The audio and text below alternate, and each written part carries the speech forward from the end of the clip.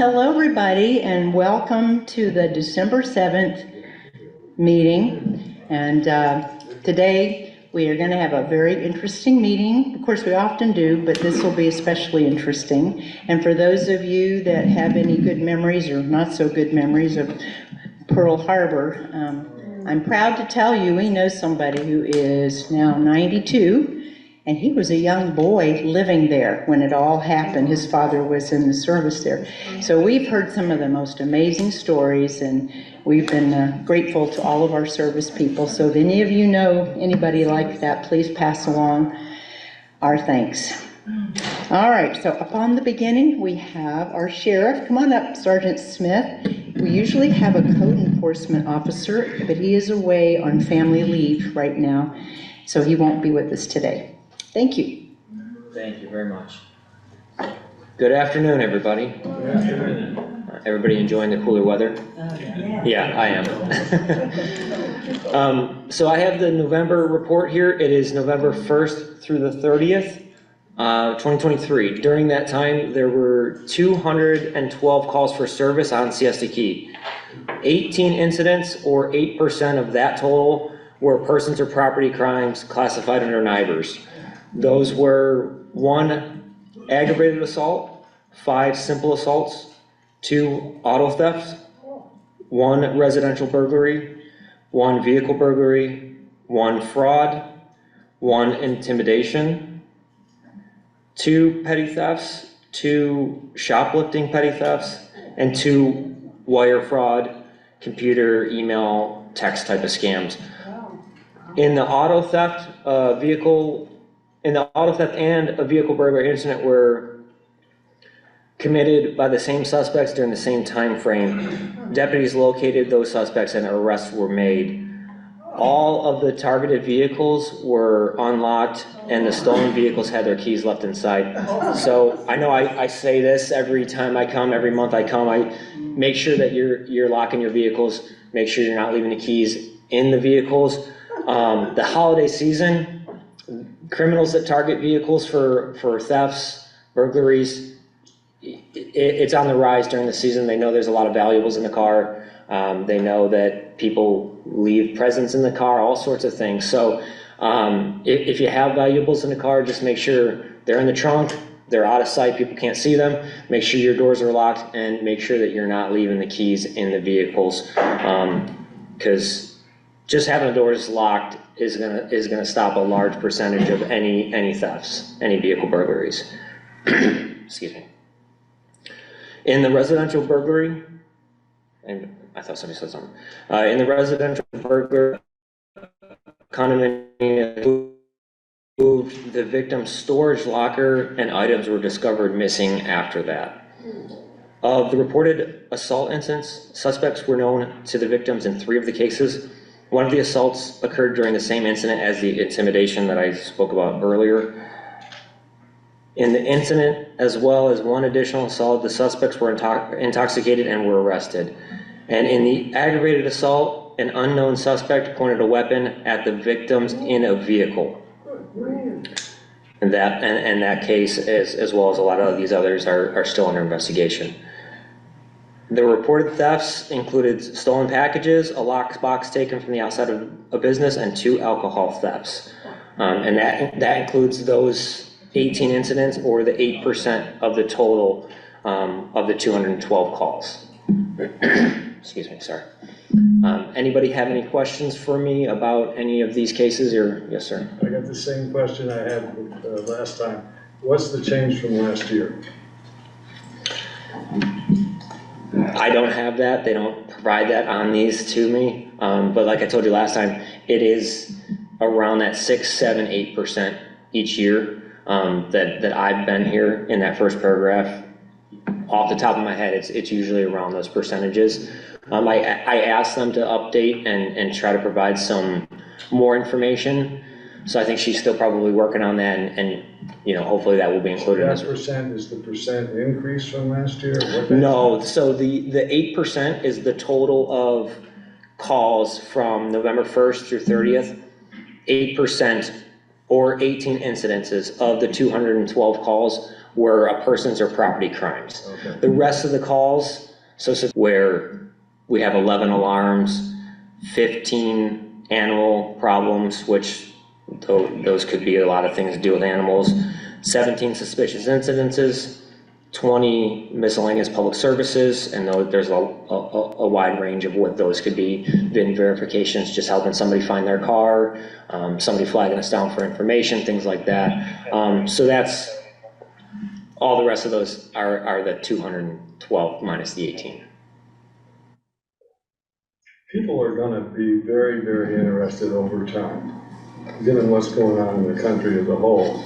What's happening in Sarasota County, and of course, people on CSTP gonna be interested in what's happening. I just plead with you, people are gonna wanna, I'm gonna ask you every time, because that's, I mean, people are used to thinking in changes over time, what's going on, and particularly in a situation where we're worried about crime in the country, right? On the news all the time, you're hearing about it. The question, the obvious questions is what does that mean for CSTP in Sarasota? And I don't have the answer to that. Now, I'll tell you the same thing I told you last time. Sarasota County is not really a reflection of the rest of the country. We are very safe in this county. There is cyclical crime, like the vehicle burglaries and things like that, but I wouldn't think that you can compare Sarasota County to a city that has high crime rates. It's not going to be comparative. So I've been out here for almost 2 years now, and in those 2 years' time, this percentage of persons and property crimes have been around that 7%. And I haven't seen the increase. I don't make these reports though either. But during my time out here, that has stayed around that 6, 7, 8%. And then how about then I'll shut up. One more question. The number of 911 calls, would you say that number has stayed about the same? I don't have the information on that. Okay. Any other questions? Probably nothing to do with this, but it concerns me anyway. Sure. I'll call them golf carts because I don't know what you call them. And it's going to be more prevalent as people come for the holidays. I'm trying to ride my bike in the bike lane. And they'll be pulled over in the bike lane, forcing me to go around them, worried, I got a rear view mirror, but still what are the rules on midnight pass? Are they allowed to go 40 miles an hour? Can they go 40 miles an hour? No, so, and for your first question, the golf carts should remain in the lane. They shouldn't be in the bike lane. They shouldn't be anywhere off the road. They're a motor vehicle, and they should be in the lane of travel. And that is in a 35 or under zone. So here on Midnight Pass, going north where it changes to 40, no golf carts are allowed. South of the 7-Eleven on the south end of the island, there's a sign actually between the 235 zones right there at Sanderling that prevents them. And south of there, it's 40, which prevents the golf carts from being in the 40. At the very end of the island is 35. There's a small section there that's 35. There are no signs down there prohibiting golf carts in that specific 35 area that I'm aware of, but they can't be in a 40 zone, and they should be in the lane of travel. Yes, sir. Could you say that north at 7-Eleven, or that there's supposed to be no golf carts allowed? South of the 7-Eleven at the south, yes, correct. There's no signs or, like you said? There's signs. Oh, there are signs? Yes. Okay. So just south of the 7-Eleven, there's a 35-mile-an-hour zone where it changes from that South Village area to 35. Right below that sign, the 35 sign is another sign that says low-speed vehicles are prohibited, and it says the state statute number. And then when you're coming north of there, there's another one in that 35, because Sanderling at some point in time had the speed limit changed, and they still didn't want golf carts in that area. So they prohibited golf carts in that 35-mile-an-hour zone, which would normally otherwise be allowed to be in. But they prohibited in that area by the sign. So there are those signs in between the 35. South of there isn't any signs, but it's a 40, so it's by state statute that you can't have them anyway. Okay. Yes, ma'am. Do the drivers still have to be 16 with a permit or a license? I think I'd have to do some more research on that. Some pretty young kids driving those cars. Yeah. They should be. I think they have to have a driver's license. They're in a motor vehicle driving on the roadway. I'd have to just research that because I know there's a 14, but that might be for a regular golf cart off the road. I just have to double check the statute on that. But I can't just stop a golf cart based on the look of the driver. I can't just say you're underage and pull them over. I'd have to have another violation other than just thinking that they're not 16. Do they have to have a plate on their vehicle? On the golf carts? Yeah. Yes. They're registered. All the rental ones are all registered. They have license plates. I've seen a few that have driven on the roadway that don't have license plates, but that's pretty rare. We'll stop them. We'll let them know. We'll educate them that, of those rules. But, sorry. I saw them going over one bridge the other day.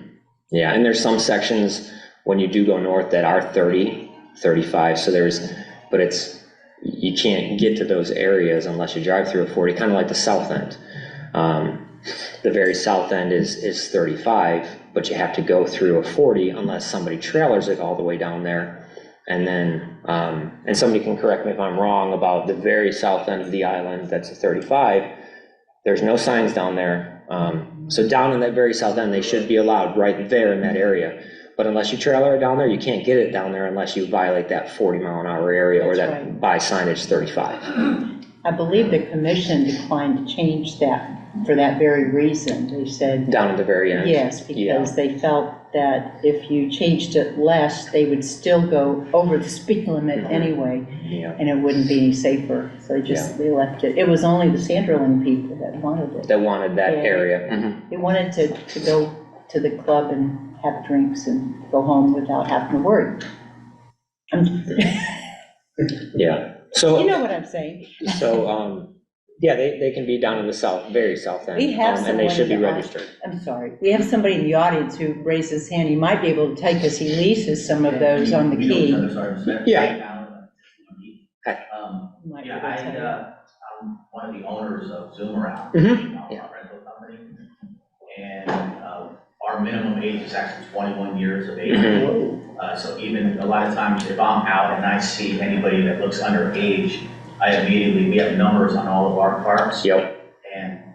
And we make sure to call in, and immediately I'll stop them, pull them off on the side of the road. Yeah. So if there's anybody under 21, we don't allow that. Absolutely, yeah. And we, just as you said, in the low speed zone, we let everybody know on our maps when we sign up that they cannot go to the south, but like I tell everybody, you can't fix stupid. You see this all the time. And the parents that let the under 21 drive your carts, because there's plenty of parents that just give the keys to the kids, and when we do end up stopping them when they roll it over and crash, and they assigned your agreement that said nobody under the age of 21 should be driving it. But that's a company policy, not a law that we would be able to follow. But if Without anybody another. sees it, what I would recommend, like I live on the beach and I see cars on the beach, Yeah. and I immediately go out there and stop them myself. But if you see it, report it to our company, report it to the police. Which that's a good point. Any of the companies that are out here, I've called them before in the past, and they'll send somebody right out that will handle that situation, take that golf cart. If that golf cart's parked in the sand, parked on the beach, somewhere it's not supposed to be, if you guys call the company and say, hey, this golf cart is driving on the sand where golf carts are prohibited from being anywhere on the beach, they'll send somebody right out to take that from that rental person and take it back to their facility. Yeah.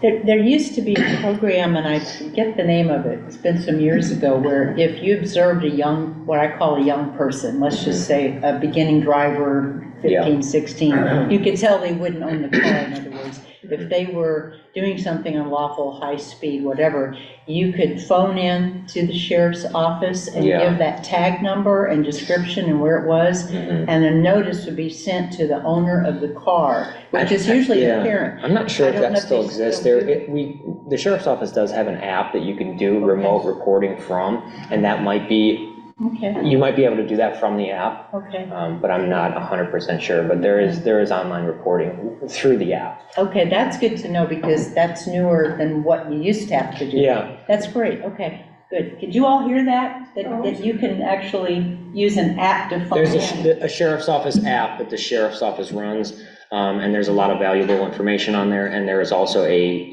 reporting feature in that application that you can report anything that you see. Do we have any reports of the porch pirates stealing mail? Not that I know of, no. Because it's coming up everywhere that watch out. And Yep, I've seen it online. I've seen a lot of videos online of that. As far as I know, here on the island, I haven't seen any reports of anything like that that come across my desk. okay. All right, appreciate it, thank you. Subtract the 18 from 212, the rest of those calls show up on page 2.